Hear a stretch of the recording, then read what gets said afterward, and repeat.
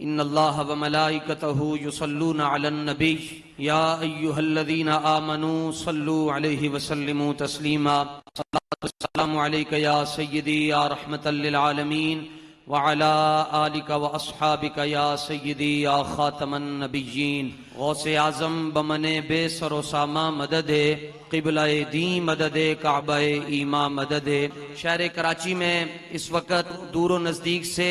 حضور کے جتنے غلام تشریف لائے، میں صمیم قلب سے آپ حضرات کو خوش آمدید عرض کرتا ہوں۔ اور حضور قبلہ امیر المجاہدین اگرچہ شہر کراچی میں زیادہ دیر آپ نے قیام نہیں کیا، نہ یہاں پر آپ نے تدریس فرمائی، نہ یہاں پر آپ نے خطابت فرمائی، لیکن رہتی دنیا تک شہر کراچی کو یہ اعزاز رہے گا کہ استاذ گرامی فرمایا کرتے تھے کہ شہر تو پھر کراچی والوں کا ہے۔ تو آپ کو تو اسی بات پر سدا ناز کرنا چاہیے۔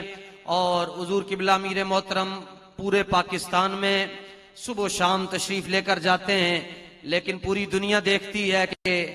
جب آپ کراچی میں جلوہ گر ہوتے ہیں، آپ کے چہرے پر جو مسکراہٹ ہوتی ہے اس کا کچھ انداز ہی جدا ہوتا ہے۔ آج میں اور آپ حضور پر نور صلی اللہ تعالی علیہ وآلہ وسلم کے ختم نبوت کے تحفظ کے لیے باغ جناح میں حاضر ہیں۔ میں حضرت امام احمد بن حنبل رضی اللہ تعالیٰ عنہ سے روایت ہونے والی حدیث پاک، وہ امام جو کسی اسلامی نظریاتی کونسل کے ممبر بھی نہیں تھے اور جن کے پاس بہت بڑا ادارہ بھی نہیں تھا، لیکن وقت کے بادشاہ کے ساتھ جب آپ کی ٹکر ہو گئی تو سارے مولوی بادشاہ وقت کے ساتھ کھڑے ہو گئے۔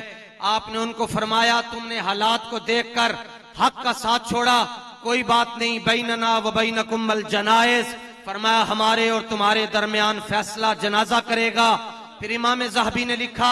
کہ آج سے 12 صدیاں پہلے بغداد میں جب آپ کا جنازہ اٹھا، جنازے میں 18 لاکھ آدمی موجود تھے اور 20,000 یہودی آپ کے جنازے کا منظر دیکھ کر کلمہ پڑھ کر رسول اللہ کے غلام بن گئے تھے۔ آپ کی حدیث پاک لے کر آئے، حضور صلی اللہ تعالی علیہ وآلہ وسلم نے فرمایا کہ جس نے مجھے دیکھ کر کلمہ پڑھا اس کو میں ایک مرتبہ مبارکباد پیش کرتا ہوں، اور فرمایا جس نے مجھے دیکھا نہیں اور پھر بھی وہ مجھ سے محبت کرتا ہوگا، انیوا پیار کرتا ہوگا، سرکار نے فرمایا میں انہیں 7 مرتبہ مبارکباد پیش کر رہا ہوں۔ شہر کراچی میں حضور کی ختم نبوت پر پہرا دینے والوں،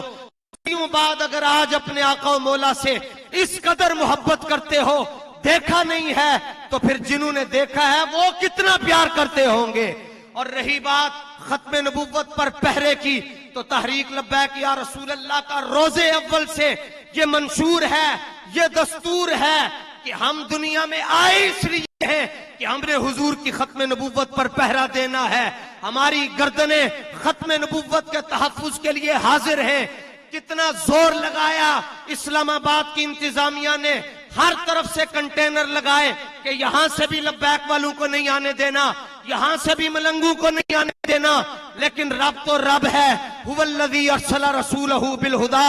ودین الحق، یہ رب کا وعدہ ہے کہ حبیب ہم نے اس دین کو پوری دنیا پر غالب کرنا ہے۔ وہ ساری رات کنٹینر کو ایسے کر کے جوڑتے رہے کہ رستہ بند کریں گے، لیکن بابا جی نے فرمایا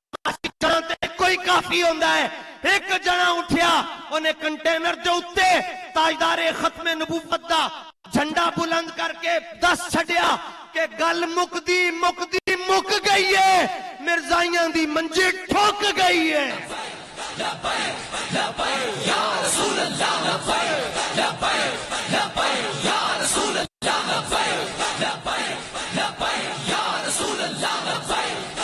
مرزائیوں کی منجی ٹھوک رہے تھے حضرت علامہ مولانا حسن رضا نقشبندی صاحب۔